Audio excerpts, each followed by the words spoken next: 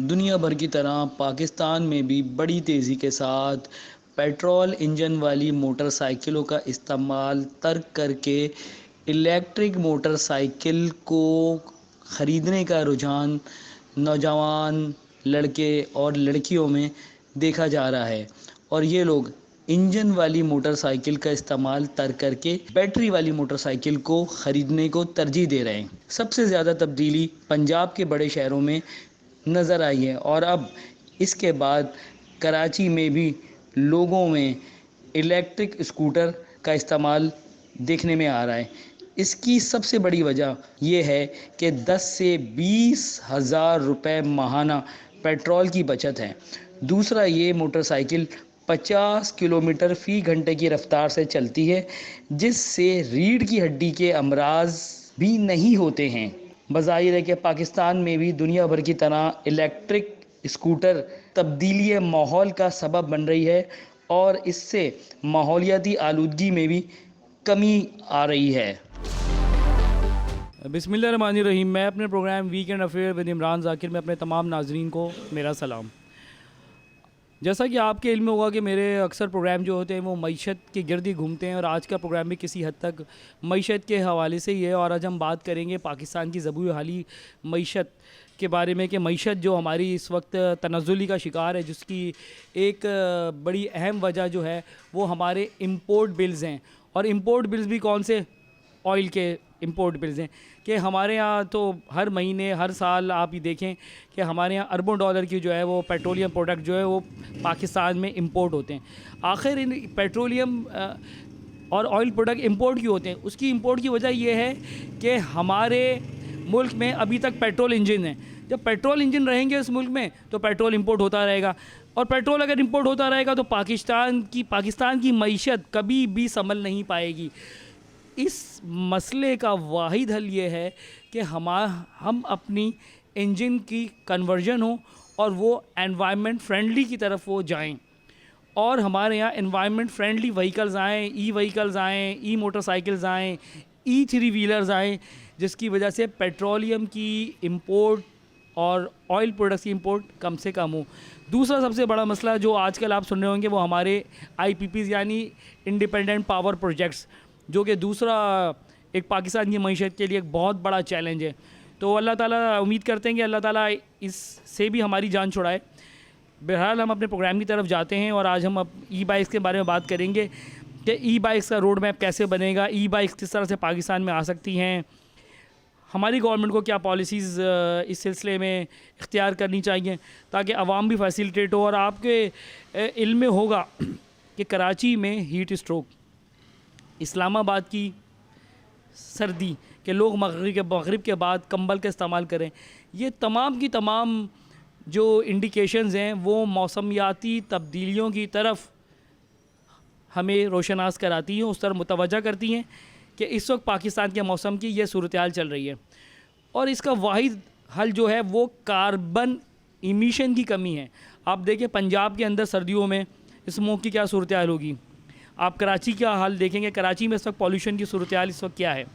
तो जब तक हम अपनी आवाम को इस तब्दीली की तरफ नहीं लाएंगे कि लोग पेट्रोल इंजन के बजाय बैटरी व्हीकल्स, इलेक्ट्रिक व्हीकल की तरफ आ जाएं, तो हमारी मौसमियाती तब्दीलियां जो हैं वो शायद उनके जो मनफी असरात मुरतब हो रहे हैं वो शायद कम हो सकें। तो इस सिलसिले में आज हम बात करेंगे साबिर साहब से कि जो एक वसी तजर्बा रखते हैं ई बाइक्स के बारे में, ई व्हीकल्स के बारे में, तो वो अपने ख़यालात का इज़हार करेंगे। तो साबिर साहब का बहुत बहुत शुक्रिया, आपने टाइम दिया, आज आप हमारे स्टूडियो नहीं आए और आज आपने हमें यहाँ पर मदऊ किया कि हम आज आपसे बात करें। तो ज़रा कुछ बताएं कि मौजूदा सूरत हाल के हवाले से। जी अस्सलाम वालेकुम, बहुत शुक्रिया इमरान साहब, आप यहाँ पर तशरीफ़ लाए मार्केट में और फ़िज़िकली आकर आपने ई बाइक्स को चेक किया, ई स्कूटर्स को चेक किया और आपने इसको समझा। इसके बारे में आप पहले तो बहुत मालूमात रखते हैं, लेकिन चूँकि आपने फ़िज़िकली मॉडल्स को देखा, पूरी मार्केट में आपने पहले भी स्टडी करके गए हैं आके और देख कर गए कौन कौन सी ब्रांड्स और कौन कौन सी कंपनीज़ के शोरूम कराची में भी खुल गए। पंजाब में तो ये बहुत आगे चला गया काम, इस्लामाबाद में, लाहौर में, सियालकोट में, फैसलाबाद में, गुजरांवाला में, गुजरात में, ये इन इलाकों में तो इलेक्ट्रिक स्कूटर्स बहुत आगे चले गए हैं, उनकी सेल में बहुत इजाफा भी हो गया है और बड़े बड़े शोरूम्स वहाँ कायम हो गए हैं। कराची में ये ट्रेंड भी पिछले 3-4 महीने से शुरू हुआ है अल्हम्दुलिल्लाह, और लोगों ने इसका बहुत अच्छा रिस्पांस दिया है और लोग इसके खुश भी हैं इसको लेने से। इसमें कोई शक नहीं है कि पाकिस्तान को अब आगे जो अपने मामला सही करने हैं, अपनी मईशत के जो मामला सही करने हैं, अपने माहौलियात के जो मामला सही करने हैं, एनवायरनमेंट के मामला सही करने हैं, लोगों को बचत की तरफ राग़िब करना है, लोगों को बचत पे लगाना है बजाय इसके कि वो अपना पैसा वेस्ट करते जाएं। तो इसका वाहिद हल ये है कि चूँकि हमारे यहाँ मेजॉरिटी जो लोअर मिडिल क्लास और मिडिल क्लास है वो टू व्हीलर्स को यूज़ करते हैं एज ए ट्रांसपोर्ट, तो अब उनको हमने इलेक्ट्रिक व्हीकल्स देनी है ताकि वो अपना 10,000, 15,000, 20,000 रुपये महीने का पेट्रोल का बजट अपना मेंटेन कर सकें और उसको बचा सकें, जिसके बदले में सिर्फ 1,500 और 2,000 रुपये की बिजली लगती है। अब देखें, मैंने किसी एक प्रोग्राम में कह दिया था कि $2 अरब माहाना हमारा पेट्रोल का बिल इसमें बचता है, लेकिन मेरी किसी ने तस्दीक की थी इस्लामाबाद से कि साबिर भाई वो $2 अरब माहाना नहीं है, बल्कि वो साल में 2 बार है, यानी कि 6 महीने में साल में 2 बार हाफ ईयरली $2 अरब हम बचा पाएंगे। तो $2 अरब बहुत बड़ा अमाउंट होता है। अगर हम साल में 2 बार बचा लें, अगर अपने पेट्रोल मोटरसाइकिलों का बचा कर और उसको हम और किसी और जगह पर हम खर्च करें और हमारा डॉलर की कंजम्पशन कम हो जाएगी, तो ज़ाहिर है हमारा रुपया स्ट्रॉन्ग होगा, डॉलर वीक होगा और रुपया स्ट्रॉन्ग होगा। अब हमारे पास मसला सबसे बड़ा यही है कि हमारे पास डॉलर नहीं है, और डॉलर ना होने की, चूँकि हर चीज़ इंपोर्ट बेस्ड है। अब देखिए, पहले पाकिस्तान में इंजन वाली मोटरसाइकिलें बनती थी जो आज तक बन रही हैं, जिनकी प्रोडक्शन अब आधे से भी कम रह गई है। जो 25 लाख होती थी सालाना, वो 12 लाख पे आ गई है। तो अब जब वो आज 76 साल हो गए पाकिस्तान को, 60-62 साल हो गए यहाँ मोटरसाइकिलें बनते हुए, हम वो मोटरसाइकिलें आज तक जो दुनिया में बननी बंद हो गई 70 सीसी जो लोगों को बीमार करती है, वो हमने आज तक 100% पाकिस्तान में नहीं बनाई। लेकिन गुड लक ये है कि आज हम इंडस्ट्री हमारी जहाँ खड़ी है, वेंडर इंडस्ट्री जहाँ खड़ी है, इंजीनियर्स जो हमारे पास मौजूद हैं, टेक्नीशियन जो हमारे पास मौजूद हैं, इस इंडस्ट्री की नॉलेज जो हमारे पास मौजूद है, हम ये इलेक्ट्रिक व्हीकल 100% पाकिस्तान में तैयार कर सकते हैं और बहुत जल्दी 2-3 सालों में तैयार कर सकते हैं। सिर्फ पॉलिसी का फुकदान है, समझने की ज़रूरत है, जो इस्लामाबाद में अभी तक लोग समझ नहीं पा रहे, और हमें वो लोग लेके आने हैं जो संजीदा हैं इसके अंदर। दूसरा, ये आपको याद होगा जब चाइना ने अपनी इंडस्ट्री डेवलप करनी शुरू की थी आज से 30 साल पहले, तो उन्होंने अपनी आंखें, नाक, कान, मुंह सब बंद कर लिया था। दुनिया शोर मचा रही थी कि ये रेप्लिका है, ये कॉपी है, कोई करने नहीं देता था। वहाँ की गवर्नमेंट ने बोला कुछ नहीं, किसी की नहीं सुनी, और आज चाइना की इंडस्ट्री कहाँ खड़ी है। तो मैं आपसे यही गुजारिश करूँगा कि एक तो आप पॉलिसी बनाइए और दिल खोल के, दिलेरी के साथ ये हिम्मत करें कि हमने लोकलाइजेशन करनी है, मुकामी सतह पर ये मोटरसाइकिलें तैयार करनी हैं। आप ये ज़हन बना लीजिए, हम 2-3 साल में ये 100% ये मोटरसाइकिलें पाकिस्तान में तैयार कर लेंगे। ये कोई रॉकेट साइंस नहीं है, हम तो रॉकेट बनाने वाले लोग हैं। हम तो अल्लाह का शुक्र है, अल्लाह ने हमें जहाज़ बनाने का हिम्मत तौफीक दी हुई है। हम चाँद पर आज चले गए हैं अल्हम्दुलिल्लाह। हमारे पास सारा मामला है, सब ठीक है, लेकिन ये एक छोटी सी व्हीकल जो है जिसको हम मुकामी सतह पर तैयार करना चाहें, ये कोई इतनी बड़ी रॉकेट साइंस नहीं, कोई इतनी बड़ी जॉब नहीं है, ये हो जाएगी। सिर्फ पॉलिसी का फुकदान और करने की हिम्मत चाहिए। चैलेंजेस बताइए, और इसके अलावा क्या चैलेंजेस हैं, ये मुझे बताएं आप, क्या चैलेंजेस हैं रास्ते में? देखें, एक तो जो आपको पता है कि एक मुल्क की इंडस्ट्री है वो नहीं चाहती कि इलेक्ट्रिक व्हीकल आए। अब जब इलेक्ट्रिक व्हीकल आएगी तो जो पुरानी इंडस्ट्री जो 50 साल से दुनिया में एंजॉय कर रही है और अरबों डॉलर कमा रही है, और जी पेट्रोल इंजन वाली ना, जो पेट्रोल इंजन वाली जी, अच्छा, फिर देखें, फिर हमारे पेट्रोल पंप जो ये पेट्रोल, देखिए पेट्रोल पंप का जो फ़ायदा है ना, पेट्रोल पंप तो हमारे ये चार्जिंग स्टेशंस बन सकते हैं, उनको नुकसान नहीं होगा, वो गाड़ियों के अंदर चार्जिंग स्टेशंस बन जाएंगे। देखिए सर, आपको पता है इस वक्त इस सिस्टम को हटाने के लिए जो पीछे ग्रुप है उनके पास बहुत पैसा है, वो लोगों को रोकेंगे। लेकिन आपने पैसे की लालच में, चमक के चक्कर में नहीं पड़ना, आपने किसी के प्रेशर में नहीं आना, आपने ये काम करना है। अगर आप कोशिश करेंगे तो ये काम इतनी मुश्किल जॉब नहीं है, और हम पाकिस्तान को विद 2-3 साल के अंदर, 5 साल के अंदर, 2030 के दुनिया के अंदर टारगेट्स हैं कि हम इलेक्ट्रिक व्हीकल्स पे चले जाएंगे। कोई कह रहा है 100% चले जाएंगे, कोई कह रहा 50% चले जाएंगे, कोई कह रहा 60% चले जाएंगे। मैं कहता हूँ आप हिम्मत कीजिए, हम 2030 में 100% चले जाएंगे। आप कुछ स्टेप उठाइए और देखें कितनी बड़ी तब्दीलियाँ आती हैं। हमें कितने कम पैसों की, कितने जो डॉलर हमें चाहिए होते हैं, उसकी ज़रूरत नहीं पड़ेगी हमें। वो जो ऑटो सेक्टर हमारा अरबों डॉलर ले रहा है मैन्युफैक्चरिंग के लिए, ऑटो सेक्टर अरबों डॉलर ले रहा है पेट्रोल के लिए, ऑटो सेक्टर अरबों डॉलर हमारा बाहर ट्रांसफ़र करता है, हमें उसकी ज़रूरत ही नहीं पड़ेगी। हम यहाँ मुकामी सतह पर ये इंडस्ट्री तैयार कर देंगे, और बल्कि हो सकता है कि हम इससे अच्छा तैयार कर लें कि हमें डॉलर लाना शुरू कर दें, हम एक्सपोर्ट शुरू कर दें इनकी। तो ये मामला उस तरफ जा सकता है। स्टेप उठाने की ज़रूरत है, हिम्मत की ज़रूरत है। अच्छा जी, मैं एक बात और आपको बताता चलूँ कि जब हमारे माशी माहिरीन गए लोगों से बात करने के लिए बड़े जो माशी ताकत है उनसे बात करने के लिए कि जी हमारी मईशत का हल क्या है, हम अपनी मईशत को कैसे सही कर सकते हैं। तो जो गैर मुल्की माशी माहिरीन हैं उन्होंने पाकिस्तान को मशवरा क्या दिया, सुने आप। उन्होंने ये कहा कि आप लोग पेट्रोल ऑयल प्रोडक्ट्स इंपोर्ट करते हैं, दूसरा ये कि आप को पेट्रोल इंजन भी आप इंपोर्ट कर रहे हैं। जब आप पेट्रोल इंजन इंपोर्ट कर रहे हैं, पेट्रोल इंजन यहाँ पर हैं तो आप पेट्रोल भी इंपोर्ट करना पड़ रहा है आपको, तो आपको दो तरफ से आपको मार पड़ रही है, यानी कि पेट्रोल प्रोडक्ट इंपोर्ट करने की सूरत में भी और दूसरा पेट्रोल इंजन भी आप इंपोर्ट कर रहे हैं। जब पेट्रोल इंजन होंगे तो डेफिनेटली पेट्रोल आपकी बुनियादी ज़रूरत होगी। जैसा कि आप श्रीलंका में देखें कि जब श्रीलंका में दिवालिया पे गया तो वहाँ लोगों का क्या हाल हुआ, वहाँ लोग पैदल सफ़र करने लगे क्योंकि वहाँ पेट्रोल नहीं था। श्रीलंका की बंदरगाह के ऊपर जो जहाज़ पेट्रोल लेकर आया था उनको उनकी हुकूमत ने वापस किया क्योंकि एलसी जो थी उसके पैसे नहीं थे देने के। तो ये पाकिस्तान भी इस वक्त की कोई सूरत हाल इतनी अच्छी नहीं है, हमारी मईशत की भी। हमारी मईशत भी जो है वो अरसा दराज से वेंटिलेटर पर है। तो अभी मैं मज़ीद साबिर साहब से पूछूंगा कि साबिर साहब आप ज़रा कुछ इस बारे में बताएं कि पेट्रोल इंजन के नुकसानात के बारे में, पेट्रोल इंजन ये किस तरह से ख़त्म हो सकते हैं पाकिस्तान से। देखिए इमरान साहब, आपको पता है दुनिया में कारों के अंदर और मोटरसाइकिलों के अंदर पेट्रोल इंजन में लेटेस्ट मॉडल्स का चक्कर होता है और दुनिया का कोई मुल्क इजाज़त नहीं देता पेट्रोल वाली इंडस्ट्री को कि वो लेटेस्ट मॉडल्स आएँ और उसके मुल्क में इंट्रोड्यूस ना कराएँ जहाँ वो इंडस्ट्री लगाई होती है।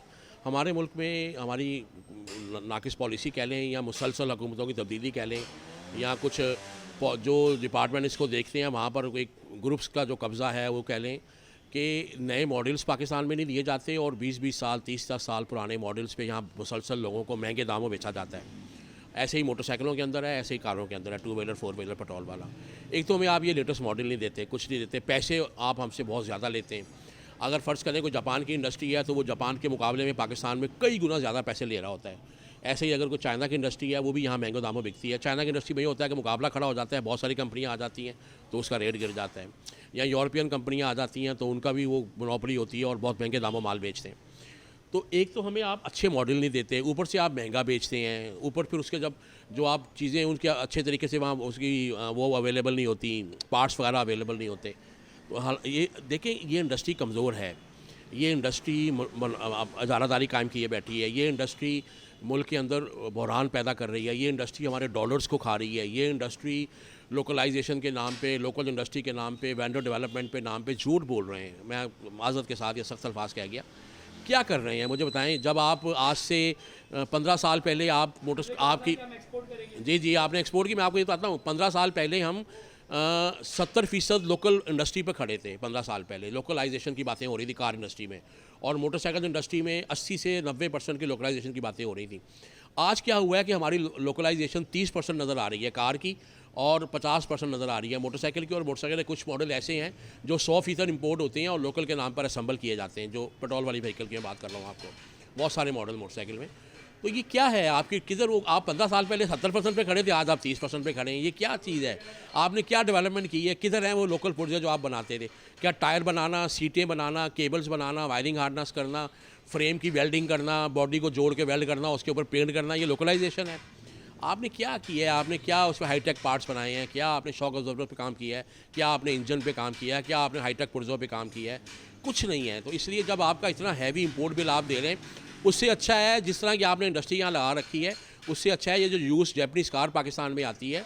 लोगों के पैसे तो ज़ाया नहीं होते, उनको बेहतर लेटेस्ट मॉडल्स कम भी कीमत के अंदर दस्तियाब हो जाते हैं और गवर्नमेंट को एक हैवी टैक्स भी मिलता है और ओवरसीज़ पाकिस्तानी को उसको फ़ायदा मिल जाता है कि उसने जो पैसे जमा किए होते हैं वो उसकी पाकिस्तान अपनी फैमिली को कार लेके दे देता है, चूँकि आपने ओवरसीज़ पाकिस्तानीज़ को ये एडवांटेज दिया हुआ है कि वो ला सकते हैं।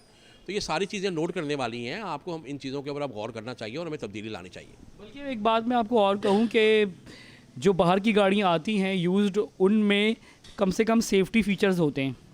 हमारे यहाँ एक बहुत बड़ा ब्रांड है पाकिस्तान का गाड़ियों का, मैं नाम नहीं लूँगा उस ब्रांड का, कि एक ही साल में उसके अंदर हमारे 3 पार्लियामेंटेरियन के बेटे जो हैं वो हलाक हुए हैं कि जो उसके जो एयर बैग्स थे वो खुले ही नहीं। बाद में पता चला कि एयर बैग जाली हैं। तो अब ये बताइए साबिर साहब कि हमारी जो रेगुलेटर है उसका क्या रोल प्ले कर रहा है। रेगुलेटर का तो हमें कोई रोल नज़र ही नहीं आ रहा होता है। तो इस बारे में ज़रा बताइए, ज़रा रेगुलेटर के बारे में। देखिए रेगुलेटर क्या है, रेगुलेटर में जो 4-5 बंदों का स्टाफ इस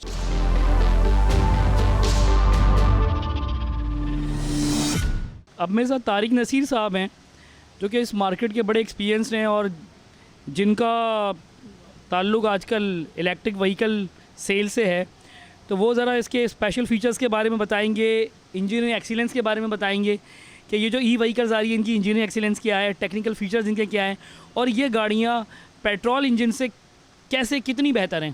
तो तारिक नसीर साहब ज़रा बताएँ। अस्सलाम वालेकुम सर। इसमें देखिए सबसे बड़े फ़ायदे ये होते हैं कि जो इलेक्ट्रिक बाइक है इसमें आपका सबसे मेन चीज़ होती है कि मैकेनिक का ताल्लुक आपका ख़त्म हो जाता है, पहली चीज़। दूसरी चीज़ ये होती है कि पेट्रोल वगैरह कोई सिस्टम नहीं होता, मतलब कोई मिसिंग प्रॉब्लम, कोई प्लग शॉर्ट, कोई सीले लीक, इस तरह की कोई चीज़ भी नहीं होती, ठीक है ना। फिर इसमें जो बैटरीज अब जो आ रही है, बैटरी में आ रही है लिथियम फॉस्फेट आयन बैटरी आ रही है। इसका फ़ायदा ये होता है कम से कम ये 5 से 6 साल चलती हैं और इसका चार्जिंग टाइम होता है 3-3.5 घंटे में चार्ज हो जाती है और 80-85 किलोमीटर चलती है ये। जी जी, ठीक है ना। अब आपने एक बात की चार्जिंग पॉइंट की। अब चार्जिंग पॉइंट पाकिस्तान में है ही नहीं। जो गो कंपनी है वो भी भाग गई पाकिस्तान से। पहले सुना था कि गो कंपनी जो है वो चार्जिंग पॉइंट लगाएगी। तो कराची में इतने बड़े लॉन्ग डिस्टेंसेस हैं, तो अब उस मसले का हल क्या होगा मुझे बताएं। अगर बीच में कहीं गाड़ी अगर चार्जिंग ख़त्म हो जाती है तो? नहीं, इसमें देखें थोड़ा सा ये है कि जैसे आप मोबाइल जब आप होता है, आप निकल रहे होते हैं, चेक करते हैं ना मोबाइल में कितनी बैटरी रह गई है, लंबा कुछ जाना होता है, तो इसमें भी आप दिया हुआ होता है। इसमें आपको देख सकते हैं कि आपने अगर लंबा रास्ता करना है तो 80-85 किलोमीटर इज़ टू मच। कोई वो छोटा नहीं है, ज़्यादा होता है, बहुत ज़्यादा होता है ना, ठीक है ना। बाकी ये कि आप प्लग्स आप देखिए हर घर में आम प्लग पे चार्ज होती है, इसके लिए कोई स्पेशल प्लग आपको लगाने की ज़रूरत नहीं होती। ये चीज़ें होती हैं इसके अंदर। जी जी जी। और ये बेहतर क्या है कि बेहतर ये है कि सर अगर आप मेंटेनेंस देखते हैं पूरे महीने, देखें लोग कम से कम अगर 1 लीटर भी डलाते हैं तो 9,000 रुपये से पेट्रोल का खर्चा होता है। बाकी एक छोटा मोटा खर्चा करके 14-15 हज़ार रुपये उनका महीने का खर्चा होता है। मोटरसाइकिल में 200-300 रुपये लगते रहते हैं। इसमें आपका टोटल पूरे महीने कोई किसी चीज़ का खर्चा है ही नहीं। आपने सिर्फ चार्ज करनी है और चार्जिंग में भी आपका टोटल आप ये समझे 1 से 1.5 यूनिट आपका इस्तेमाल होगा, कोई ज़्यादा इस्तेमाल नहीं होता आपका एक चार्जिंग में। अच्छा, अब मैं ये देख रहा हूँ तारिक साहब कि जो गाड़ियाँ हैं ये तो वही कन्वर्जन मुझे लग रहा है, कोई स्पेशल डिज़ाइन नहीं किया गया ई व्हीकल के हिसाब से। तो ज़रा इस बारे में मुझे बताएं। तो मुझे वही सीडी वाला इसका चेसिस लग रहा है। सर इसमें देखिए ना, कंपनीज ने आवाम को बेनिफिट देने के लिए ये मॉडल्स निकाले हैं। वजह ये है कि आर्म 70 है, 125 है जो हमारे पास खड़ी हुई है सारी, ठीक है ना। उनका जो पार्ट्स है वो सारा 70 जो आर्म 70s में लगता है, चाइना की हो चाहे होंडा की, वही सारा पार्ट्स इसके अंदर लगता है। अल्लाह ना करे कोई चीज़ टूटती है आपकी तो हर चीज़ अवेलेबल है। अगर डिफरेंट निकालते हैं तो कस्टमर परेशान हो जाएगा, मुझे ये चीज़ नहीं मिलेगी, मुझे वो चीज़ नहीं मिलेगी, तो उसे परेशान रहता है। उसकी वजह से ये बेनिफिट ये है कि हर चीज़ हर जगह मिल जाती है इनकी पार्ट्स की, इससे कोई मसला नहीं। और इजी पार्ट्स है और सस्ता पार्ट्स मिलता है इसका। बाकी 2-3 चीज़ें अलग होती हैं, जैसे बैटरी हो गई, इसकी मोटर है, मीटर है डिजिटल, ये 3-4 चीज़ें अलग होती है। बाकी तो आम 70 वाला पार्ट्स है। इसकी बैटरी जो है वो बहुत ज़्यादा महंगी होती है, कीमत भी बहुत ज़्यादा है, तो लोगों की कुव्वत ख़रीद से दूर है। नहीं देखें, एक इसकी बैटरी की लाइफ जो मैंने आपको बताया ना 5 से 6 साल होती है। दूसरा ये है कि इस बैटरी की इस टाइम कीमत है 1.25 लाख रुपये, 1,25,000 रुपये। लेकिन इसमें बेनिफिट ये होता है, जो लिथियम फॉस्फेट आयन बैटरी होती है इसके अंदर सेल डले हुए होते हैं। जो सेल डले हुए होते हैं ना, तकरीबन 35 सेल डले हुए होते हैं इसमें। तो अगर 3 साल बाद 4 साल बाद अगर कोई बैटरी आपकी इसके सेल्स वीक हो जाते हैं तो कंपनी चेक करती है कितने सेल्स ख़राब हैं। वो 3,500 रुपये का एक सेल होता है, तो कंपनी फिर वो 3-4 सेल जो भी सेल वीक होंगे उसको चेंज कर देती है। ये फिर गाड़ी वो हो जाती है आपकी। सर देखिए, कि आम कस्टमर है वो ये गाड़ी ई व्हीकल ख़रीद रहा है अगर, तो अब उसको तो नहीं पता ना बेचारे को कि कितने सेल हैं कितने सेल नहीं है, सेल असली हैं या सेल जाली हैं। कि जैसे आपकी एक बहुत बड़ा ब्रांड है, उसके जो बैग्स है एयर बैग्स वो खुलते ही नहीं, तो बाद में पता चला कि जब नहीं खुलते तो पता चला कि वो एयर बैग्स जाली हैं। तो फिर इस मसले में कस्टमर क्या करे, किस तरह से चेक करे? इसके लिए कोई ऐसी अथॉरिटी है जो चेक करे, या इसकी कोई लाइसेंस दे या कोई इसकी कोई दस्तावेज़ दे कि हाँ भाई उसने ओरिजिनल बैटरी ही ली है? नहीं सर, इसमें जब ये कंपनीज लॉन्च हो रही थी तो कंपनी ने हमें फैक्ट्री विजिट्स कराई थी सारी, तो उसमें हमें बाकायदा बैटरीज भी दिखाई थी और खुली हुई भी दिखाई थी कि इसमें ये देखिए ये सेल डले हुए होते हैं। और कंपनी तो ये काम गलत नहीं करेगी ना। आम मार्केट में हो सकता है आपको 2 नंबर चीज़ें मिल जाएँ, लेकिन कंपनी अपनी प्रोडक्ट ख़राब करने के लिए गलत चीज़ थोड़ी लगाएगी इसके अंदर। वही चीज़ लगाएगी जो ओरिजिनल वहाँ से पीछे से उनके पास आ रही है। तो तारिक साहब, ई बाइक्स के फ्यूचर के बारे में यानी मुस्तकबिल के बारे में आप क्या प्रेडिक्शन देंगे? कितनी सेल्स हो सकती है? पाकिस्तान में ये गाड़ियों की तादाद बढ़ेगी नहीं बढ़ेगी, क्या होगा? नहीं सर, बात यह है कि इस टाइम तो आहिस्ता आहिस्ता लोगों में रुझान आ रहा है। पहले और अब में बहुत फ़र्क हो गया। पहले लोग डर रहे थे कि पता नहीं कैसी होगी क्या होगी, लेकिन अब हमारे पास सेल में फ़र्क पड़ रहा है, सेल हमारी बढ़ रही है। और ये कि कस्टमर ले रहा है, डरता है, अभी भी डरता है, लेकिन जब हम उनको बैठ के समझाते हैं, सब कुछ बताते हैं, तो फिर कस्टमर ले रहा है। बिस्मिल्लाहिर्रहमानिर्रहीम। मैं अब अपने दूसरे गैस की तरफ जा रहा हूँ कि जो हमें अब स्कूटीज़ के बारे में बताएंगे कि और हम अपने एक पैट्रियाटिज़म के एक असाइनमेंट पे ऊपर हैं कि लोगों को ये बताने के लिए कि पाकिस्तान की मईशत किस तरह से बेहतर हो सकती है अगर हम पेट्रोल का इस्तेमाल जो है हमारे लोग कम कर दें। तो ज़रा बताइएगा कि आप स्कूटीज़ को सेल करते हैं तो इसकी इंजन एक्सीलेंस क्या है, ये गाड़ी और दूसरी गाड़ियों के मुकाबले में कैसे बेहतर है, इसके स्पेशल फ़ीचर्स क्या हैं, इसके अंदर टेक्नोलॉजी क्या इस्तेमाल की गई है, वो ज़रा बताएं इसके बारे में। जी वालेकुम सलाम। अच्छा, ये अभी आप जो आए हुए हैं ये हमारा बेनलिंग का आउटलेट है, क्राउन मोटर स्टूडियो। हमारे पास जो है बेनलिंग की स्कूटीज़ होती हैं और रोशनी और बेनलिंग स्कूटर्स है नाइट राइडर, वो तो आपने अभी शूट में देखा भी सारी चीज़ें। अच्छा, इसमें जो है हम जो टेक्नोलॉजी दे रहे हैं वो ग्रेफीन बैटरी के साथ दे रहे हैं जो फायर प्रूफ होती है, और कंपनी इसकी वारंटी देती है 18 महीने की, और इसके साथ साथ ये फुली वाटर प्रूफ भी है। जो वीडियो हम आपके साथ शेयर करेंगे अपने व्यूवर्स के साथ शेयर कीजिएगा। मतलब इसका वाटर प्रूफ है कि जो कराची के रूट्स हैं या पाकिस्तान के रूट से उसमें बारिशों से पानी भर जाता है या गटर नाले की वजह से पानी जो भरा हुआ होता है उसमें लोग बाज़ औक़ात चलाने से डरते हैं कि यार इलेक्ट्रिक है और ये मोटर में पानी गया, बैटरी में पानी गया तो प्रॉब्लम हो जाएगी। लेकिन आप देखिएगा इसकी जो पैकिंग हुई हुई है वो बिल्कुल सेफ्टी के साथ हुई हुई है और ये फुल वाटर प्रूफ है। मैं आपके साथ वीडियो शेयर करता हूँ, आप अपने व्यूअर्स के साथ कीजिएगा शेयर। अच्छा, इसमें हम जो दे रहे हैं दूसरी चीज़ 1200 वॉट की मोटर दे रहे हैं जो कि बिल्कुल इसकी स्पीड, इसका टॉर्क और ये सारी चीज़ें कवर करती हैं, और 12 इंच का टायर भी है। जो ग्राउंड क्लियरेंस इसकी है वो काफ़ी बेहतर है, जो नॉर्मली हम 70 से तो कंपेयर नहीं कर सकते मगर दूसरी स्कूटीज़ या स्कूटर्स जो आते हैं उससे बेहतर है हमारी। बेहतर है। हाँ बेहतर है। ये भी स्कूटीज़ और जो दूसरी जो मोटरसाइकिलें होती है हमारी अमूमन जो पेट्रोल इंजन की शक्ल पर बनाई गई हैं उनसे ये ज़्यादा बेहतर हैं या वो ज़्यादा बेहतर है? देखिए, ये सेमी जेंडर बाइक है ना, सेमी जेंडर स्कूटी है। मतलब ये है, इसमें आप लेडीज़ ख़वातीन भी चला सकती हैं और जेंट्स भी चला सकते हैं जो चला रहे हैं। हमारे पास अल्हम्दुलिल्लाह कस्टमर काफ़ी मुतमईन है, सेटिस्फाई हैं कि हमने ये स्कूटी ली है, क्योंकि ये किलोमीटर वाइज जो है, जो किलोमीटर हम कह रहे हैं वो टेस्टेड है। मतलब हमारी मिनिमम जो रेंज है वो 70 किलोमीटर है और वो टेस्टेड है, वो चलती है 70 किलोमीटर। इसी तरह से 105 किलोमीटर में भी है, 120 किलोमीटर चलने वाली भी है। अच्छा, ये बात बताइए कि गवर्नमेंट के किस महकमे से ये मंजूर शुदा है या नहीं है, या इनके ऊपर कोई लाइसेंस होता है, इनकी कोई चेक एंड बैलेंस होता है, उस बारे में कुछ बताएं। पूरा प्लांट है इसका मौजूद पोर्ट कासिम पे हमारा, और इसको जो है गवर्नमेंट की तरफ से बिल्कुल मंजूर शुदा है। अभी गवर्नमेंट पंजाब ने भी आपने देखा होगा ईवी पे काफ़ी वर्किंग चल रही है, और यूनिवर्सिटीज़ में वो जो है तलबास को, जो स्टूडेंट्स है सारे, उनको वो दे रहे हैं कि आप अपनी इंस्टॉलमेंट पे भी वहाँ पे दे रहे हैं, और फिर बैंक लीजिंग पे भी काफ़ी चीज़ें चल रही हैं। तो गवर्नमेंट तो इन्वॉल्व है, लाजमी सी बात है इसमें।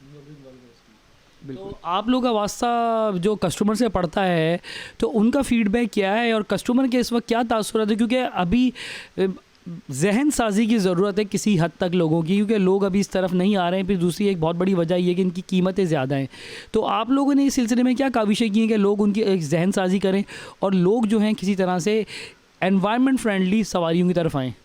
लोगों का माइंड तो काफ़ी हद तक जो है वो ईवी पे डाइवर्ट हो चुका है, क्योंकि सबसे बड़ी बात है जो पेट्रोल की कीमतें बढ़ती जा रही हैं और पेट्रोल की बाइक में जो एक्सपेंसेस हैं वो काफ़ी ज़्यादा हो चुके हैं। पहले जो है लोग अगर वो मंथली एक्सपेंस कराने जाते थे तो वो 400-500 रुपये में हो जाता था। अगर वो मंथली अब एक्सपेंस बाइक में कराने जाते हैं, ऑयल हो गया, फ़िल्टर हो गया, ट्यूनिंग हो गई, ब्रेक शू हो गया, तो वो 1500-1800 रुपये उनके एक महीने का ख़र्चा वो आ जाता है। तो इसमें ये बिल्कुल सर्विसेज भी फ्री है, मेंटेनेंस भी फ्री है। इसमें 18 महीने की कंपनी बैटरी और मोटर की वारंटी दे रही है, तो जो बहुत ज़्यादा होती है। अगर आप इसकी कैलकुलेशन करेंगे तो 18 महीने में जो है एक ही कस्टमर की तकरीबन 2,80,000 रुपये की बचत हो जाती है। डॉक्टर एजी शोरो के साथ जो कि पाकिस्तान मेडिकल एसोसिएशन के सेक्रेटरी जनरल हैं, तो अब उनसे मैं ये पूछूंगा कि जो हालिया सूरत हाल है मौसमियाती तब्दीलियों के हवाले से, आप ही देख रहे हैं कराची में हीट वेव चल रही है, इस्लामाबाद में लोग कंबल लेके सो रहे हैं जनाब। कराची के अंदर आप देखें तो मौसम की सूरत नहायत गर्म रही है। हालांकि इतनी ज़्यादा गर्मी जो है वो नहीं होनी चाहिए थी, लेकिन बहरहाल हो रही थी। तो ये मौसमाती इनकी तब्दीलियाँ जो हैं उनके असरात से कौन सी बीमारियाँ फैलती हैं, और तो उस बारे में हमें डॉक्टर एजी शोरो इस बारे में ज़रा बताएंगे। तो डॉक्टर साहब ज़रा बताइएगा कि हालिया जो मौसम की सूरत हाल उससे कौन कौन सी बीमारियाँ देखिए, पहली बात यह है कि दुनिया में इस वक्त जो है ना क्लाइमेटिक चेंज जो है वो उसका जिक्र हो रहा है, आपने देखा होगा। हमारे यहाँ जो तब्दीली आई है इस्लामाबाद की, जो आपने बात की वो अलग है। इसी तरह से सेम लाहौर और कराची का जो मौसम है, अभी रिसेंटली मैं लाहौर में था तो बहुत शदीद किस्म की बारिशें हो रही थी जो कि जून जुलाई में होती हैं। जब आपकी मौसमियात की जो तब्दीली है वो कहते हैं बिन मौसम जो बरसात आती है वो कुछ न प्रॉब्लम पैदा करती है। इसी तरह से जो गर्मी भी है वो बहुत ही लेट आनी चाहिए, तो वो जो बहुत जल्दी आ गई है। उसके बहुत सारे वजूहत हैं। पहले तो हम वजूहत को देखें कि उसकी वजूहत क्या हैं। अब देखें कि यहाँ पे जो डीजल की गाड़ियाँ चल रही हैं उससे किस तरह से धुआं निकल रहा है, और हर गली मोहल्ले में जो है जिस तरह खुदाई हो रही है और मिट्टी और धूल जो उड़ रही है वो ज़ाहिर है पोल्यूशन पैदा कर रही है। इसी तरह से नॉइज़ पोल्यूशन है। आप जो देखेंगे कि बहुत सारे साइलेंसर टूटे हुए हैं गाड़ियों के, मोटरसाइकिल जो बूम बूम करके निकलते हैं, तो वो भी बीमारियाँ। तो एयर नोज रेस्पिरेटरी डिजीज़ जो है ना बहुत ज़्यादा इसमें फैलती हैं। और उससे साथ साथ एक अभी रिसेंटली रिसर्च भी पब्लिश हुई थी, उसमें बताया गया कि नॉइज़ पोल्यूशन की वजह से जो है ना बहुत सारे लोग जो है साइकोलॉजिकल प्रॉब्लम में मुब्तला हो चुके हैं। कराची का जो आपने जिक्र किया, तो कराची का जो ओजोन का लेयर है वो बीच में तो बहुत बड़ी खबरें आ रही थी, उसमें जो है वो टीयर कर चुका है, टूट चुका है, उसकी वजह से जो है गर्मी ज़्यादा बढ़ रही है। लेकिन हम देख रहे हैं कि जो इंडस्ट्रियल जो एरियाज़ हैं जहाँ भी हो, वो चाहे कराची में हो चाहे हैदराबाद में हो, वहाँ पे जो प्रॉपर एक सिस्टम होता है उनको कंट्रोल करने का जो पोल्यूशन को, वो बिल्कुल नहीं है। हर जगह पे जो है ना अपने मर्ज़ी से लोग कर रहे हैं। घरों में बंगलों में जो है ना बने हुए हैं सेटअप बने हुए हैं इंडस्ट्री के, वो चल रहे हैं। तो वहाँ जब मॉनिटरिंग नहीं हुई प्रॉपर, उसको कंट्रोल नहीं किया जाएगा तो फिर तो इसी तरह के जो है ना प्रॉब्लम बढ़ते जाएंगे। तो डॉक्टर साहब, आप इस बारे में क्या कहेंगे हुकूमती पॉलिसी के बारे में? जैसे आपने कहा कि माहौलियाती आलूदगी बढ़ती जा रही है और उसका एक बहुत बड़ा सबब जो है वो कार्बन इमिशन है। तो कार्बन इमिशन को कंट्रोल करने के लिए हुकूमत को क्या इकदाम करने चाहिए, और पीएमए की प्लेटफॉर्म से आप क्या गवर्नमेंट को सजेशन देंगे कि कार्बन इमिशन जो है वो कम से कम हो इस मुल्क में? देखिए, पीएमए की जो आपने बात की, हम तो यहाँ पे आपको पता है कि पीएमए हाउस में तकरीबन साल में 1-2 वर्कशॉप या इस किस्म की जो है ना वो सेमिनार भी करवाते हैं, और लोगों को भी बताएं, आगाही देते हैं कि यार ये इस तरह की जो चीज़ें हैं वो आपके लिए नुकसानदेह हैं, आप उनसे बचें। लेकिन बेसिकली जो काज है उसको जो है ना वो गवर्नमेंट टैकल करना या उसको हैंडल करना गवर्नमेंट का काम है।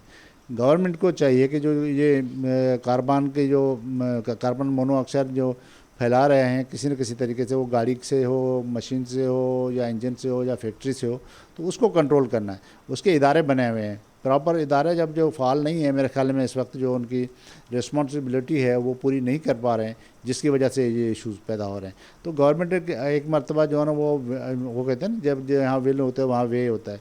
तो अगर गवर्नमेंट एक मरतबा अपना ये विल जो है ना वो किसी तरह से बना ले कि भाई हम अभी सारा काम जो है ना करने जा रहे हैं और अपना कानून को किसी भी तरह से इम्प्लीमेंट कराना है, तो सारे मसले खुद ही हल हो जाएंगे। इस वक्त हमें नज़र आ रहा है कि गवर्नमेंट की विल नहीं है, जिस वजह से ये इशूज़ आ रहे हैं। डॉक्टर साहब, मैं आपसे ये पूछना चाहूँगा कि देखें, कार्बन इमिशन ये एक बहुत बड़ा मसला है पूरी दुनिया के लिए, कि पूरी दुनिया में आप ये देखें जो पेट्रोल इंजन्स हैं वो ऑब्सोल्यूट हो गए हैं, यानी ख़त्म हो गए हैं, और पाबंदी लग गई है पेट्रोल इंजन्स के ऊपर तो दुनिया में। लेकिन पाकिस्तान में अभी भी पेट्रोल इंजन हैं, और जो पेट्रोल इंजन है वो कार्बन इमिशन करते हैं। यहाँ तक कि जो आपके 2 स्ट्रोक रक्शे हैं उस पर भी पाबंदी लगी हुई है, लेकिन आपको 2 स्ट्रोक रक्शे अभी भी सड़कों पर नज़र आएंगे। तो इस हवाले से मुझे बताएं कि कार्बन इमिशन से कौन कौन सी बीमारियां हैं जो मुज़र अमराज हैं जो फैल रहे हैं इस कार्बन इमिशन की वजह से, ख़ासतौर से धुआं से और पेट्रोल और ये डीज़ल के इस्तेमाल से जो है? देखिए, ये मैंने पहले भी कहा कि जो गले हमारे पास जो है 2 किस्म के सिस्टम होते हैं, कि अपर रेस्पिरेटरी, एक लोअर। तो ये 2 बीमारियां जो है बहुत ज़्यादा होती हैं, उसमें कैंसर भी होता है, ट्यूबरकुलोसिस भी होती है, दमा भी होता है। तो ये सारी चीज़ें जो है ब्रोंकाइटिस की जो डिजीज़ है वो भी ये सारे फैलते हैं इससे, और उनका जो है एक जो मेजर काज है वो यही पोल्यूशन है। जिस तरह से डस्ट पोल्यूशन मैंने बताया आपको, इसी तरह से कार्बन है। देखिए, आप जो बात कर रहे हैं ना कि सारी दुनिया में बंद होगी, अब आप शंघाई में चले जाएँ चाइना के, तो वहाँ सिर्फ आपको 2 किस्म की गाड़ियाँ मिलेंगी, एक जो है ना ब्लू प्लेट की, एक ग्रीन प्लेट की। ग्रीन प्लेट वो है जो आपके मौसम के जो है ना वो इन्वायरमेंटल फ्रेंडली जिसको कहते हैं, वो जो है आपको गाड़ी मिलेगी। उसके लिए उनकी रियायत बहुत सारी हैं। मेरे ख्याल में पाकिस्तान गवर्नमेंट को भी ये इनिशिएटिव लेना पड़ेगा और उनको प्रमोट करने के लिए जो है मुख्तलिफ़ किस्म के जो अक़साम जो है की गाड़ियों जो है डीजल की है या पेट्रोल की है जो जो फ्यूल वगैरह जो जलाती हैं, धुआं जो फैलाती हैं, उनको रोकना पड़ेगा। तो तीसरी बात आपने की कि जो रिक्शा पे पाबंदी है, फलाह पाबंदी है, बिल्कुल है, लेकिन इम्प्लीमेंट कौन कराएगा? मसला मैं वही कह रहा हूँ, जहाँ विल होगी तभी ये मसले जो है ना हल होंगे, और इम्प्लीमेंट कराना गवर्नमेंट का काम है। गवर्नमेंट की जगह रेट कायम होगी, वो जो अगर इम्प्लीमेंट कराएंगे प्रॉपर तो ये इश्यूज़ जो है ना वो रिजॉल्व होंगे, अदरवाइज बहुत मुश्किल काम है। ठीक है डॉक्टर साहब आपका, तो मैं अब अपने प्रोग्राम को अख्ताम की तरफ लेकर जाता हूँ, इस उम्मीद के साथ कि हुकूमत इस मसले को संजीदगी से लेगी। पाकिस्तान में इस वक्त करोड़ों की तादाद में मोटरसाइकिल हैं जो कि जिसके धुआं और carbon emission, carbon monoxide produce करती हैं, जिनकी जो इस वक्त सोशल कॉस्ट है वो 4 बिलियन से भी ज़्यादा है। हम लोग IMF के पीछे भाग रहे होते हैं, चंद लाख डॉलर्स के लिए हमारी हुकूमतें घुटने टेक रही होती हैं। अगर हमारे इकोनॉमिक मैनेजर्स जो हैं इन तमाम चीज़ों को दुरुस्तगी से अगर फ़ैसले कर लें तो शायद हमको इन कर्ज़ों की तरफ ना जाना पड़े। हम अगर अपने इंपोर्ट बिल्स को कम कर लें कि इंपोर्ट बिल पे जो सबसे ज़्यादा जो इस वक्त लोड है वो पेट्रोलियम प्रोडक्ट्स यानी कि ऑयल रिलेटेड प्रोडक्ट्स का इस वक्त इंपोर्ट बिल के ऊपर जो है सबसे ज़्यादा जो है वो लोड है। तो अगर ये चीज़ें मैनेज हो जाएं तो शायद हमारी इंपोर्ट्स कंट्रोल हो जाए और हमारी एक्सपोर्ट भी बढ़ सकती है, किसी तरह से ये चीज़ें मैनेज हो सकती हैं। तो मुझे आप इजाज़त दीजिएगा और मैं ज़रूर उम्मीद करूँगा कि हुकूमत इस मसले को संजीदगी से लेगी और क्लाइमेटिक चेंज इफ़ेक्ट्स के लिए कुछ पाकिस्तान में संजीदगी से काम किया जाएगा। आप लोगों का बहुत बहुत शुक्रिया। अल्लाह हाफ़िज़ जी।